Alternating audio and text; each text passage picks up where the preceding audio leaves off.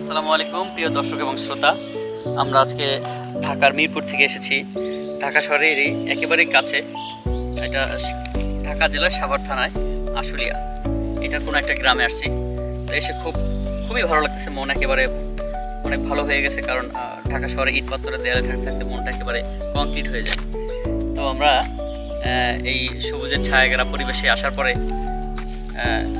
এই ধানগুলো দেখলাম। ঢাকা শহরে যে এরকম একটা পরিবেশ আছে, যে সুন্দর একটা জায়গা আছে যেখানে ধান চাষ হয়, এটা আসলে অকল্পনীয়, নিজের চোখে না দেখলে বোঝা যায় না।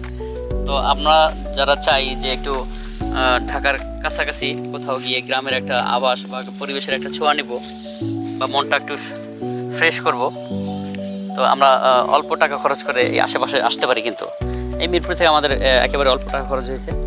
তো দর্শক, এখানে আমরা ধান যেটা দেখতেছি এটাকে ইরি বলে, ইরি ধান। হ্যাঁ, ধান দুই রকমের বাংলাদেশে হয়, তিন রকমের হয়। একটা হচ্ছে আউশ, একটা আমন আর একটা বোরো। তো বোরো ধানটা মূলত চর এলাকায়, চর অঞ্চলে চাষ হয়। আর চর অঞ্চল ছাড়া অন্যান্য যে নিচু জমি বা উঁচু জমি আছে সেখানে দুইটা ধরনের ধান চাষ হয়।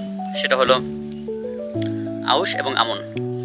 আমন ধানটা হচ্ছে শীতকালে পৌষ মাসে, আর আউশটা হচ্ছে পরবর্তী ওইটা কাটার পরে। আর ইরি যেটা বলে সেটাকে মানে কৃত্রিমভাবে সেচ করে মেশিন দিয়ে আলাদা সার ঔষধ দিয়ে জমি রেডি করে যেটা বুনন করে মানে বপন করা হয়, রোপণ করা হয়, সেটা থেকে হয়। এটা সেই ধানটাই। এটা হয়তো আর আধা পাকা হয়ে গেছে, আর সপ্তাহখানিক অথবা 10 দিনের ভিতরে এই ধানটা কাটার প্রসেসিং শুরু হবে। কাটবে, মাড়াই করবে, ছাঁটাই করবে, এরপরে নাড়াগুলো আলাদা করবে, খড়কুটোগুলো আলাদা করবে, আর ধানগুলো আলাদা করে বিভিন্ন প্রক্রিয়া করে চাষিরা ঘরে তুলবে।